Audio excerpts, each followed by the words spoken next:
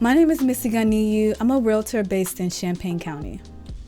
As a local realtor, I'm often asked, what is the market like? My monthly report provides data and insights to answer that. Let's get into the nitty-gritty of the Champaign County housing market by starting with month supply during a rolling 12-month period ended in November 2025. Champaign County saw a slight increase in the month supply of inventory, moving from 1.4 months to 1.5. This means that if no more listings were to hit the market, we'd exhaust the current supply of homes in a month and a half. Let's dive a little deeper looking at supply segmented by price range. In the under $150,000 range, the supply jumped up considerably from 0.9 months to 1.2 months.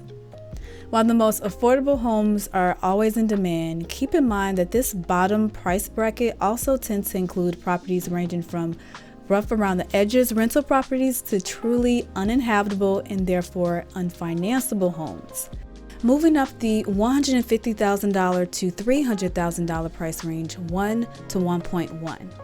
In recent years, this has typically been the most competitive segment where affordable starter homes in nice condition tend to be found.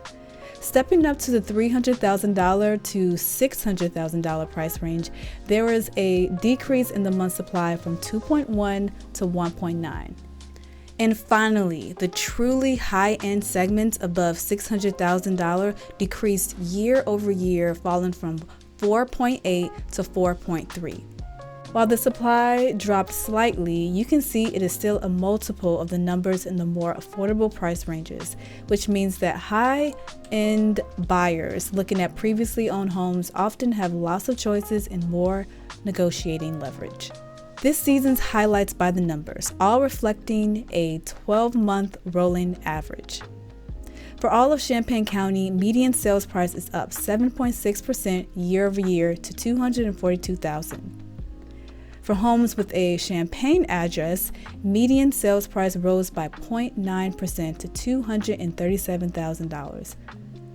Urbana experienced a notable increase in its median sales price this November, rising by 16.1% to reach $228,900, up from $197,226 in November 2024. In Savoy, the median sales price rose by 14.6% to $397,000, up from last November's median price of $346,450. In Muhammad, the median sales price dropped by 3.7% to $375,000 year over year, which is partially a reflection of Muhammad's years-long effort to add smaller and more affordable homes to the mix. Good news, the number of homes for sale in Champaign County has gone up. Over the 12 months ending in November, we saw homes for sale increase by 7.8% to 263, up from 244 the year before. The number of new listings that hit the market also increased by 4.3% over the same period, rising from 2,421 homes to 2,526. The median list price to sales price ratio remained right at 100%. Since this is median, not average, this means that 100% was the midpoint of all the data, with half of home sales above 100% and half below. The average market time was unchanged at 37 days. I recently planned to show a single-family home in Urbana, but the listing agent informed me that he had already received 7 offers before I could schedule the viewing. I was initially shocked by the news, but I started to think about the different types of buyers who are out there and the types of buyers who is unfazed by a fall or winter closing. There are various types of buyers currently active in the market. Those who are actively searching, those who are passively looking, and those who view homes consistently year-round. Regardless of the time of the year, when this last group finds a home that satisfies their key parameters, they submit an offer. This contrasts with other buyers who aim to time their move to coincide with the end of the school year in our market. Now that we're deep into the off-season, the number of new listings tend to drop dramatically, a literal seasonal shift. But this year's off-season is seeing a notable increase over previous years.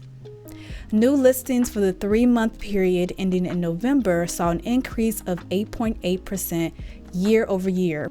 For buyers, I can't stress this enough. If you can make an off-season move happen, including having your finances in order, this is a great opportunity.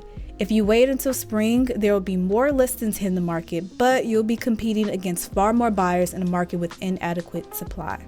I want to share some closing thoughts on a major headline that grabbed national attention last month: the dramatic increase in the age of first-time buyers. In November, the National Association of Realtors released its annual profile of home buyers and sellers. The median age for first-time buyers was 40. And their market share dropped to 21%. Historically, this has been closer to 30 years old. As someone who works with first-time home buyers and repeat buyers frequently, affordability comes up a lot.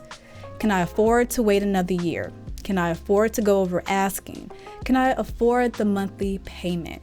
This dramatic increase in first-time buyer age is worrisome because that represents 10 years of lost equity built up if affordability keeps people out of the market for that much longer. I have experience with first-time home buyers who come into the market enthusiastic about seeing homes, but often crushed if the first offer doesn't go through, no matter how much they really wanted that home. I despise having to relay that news after witnessing their excitement. The significantly decreased 21% first-time buyer market share underscores how much of the market is now dominated by people who have already reaped the benefits of homeownership. So for those buyers who got their first home, congratulations! That's a major accomplishment. For those still hoping to buy, is 2026 your target year? Share your thoughts in the comments below.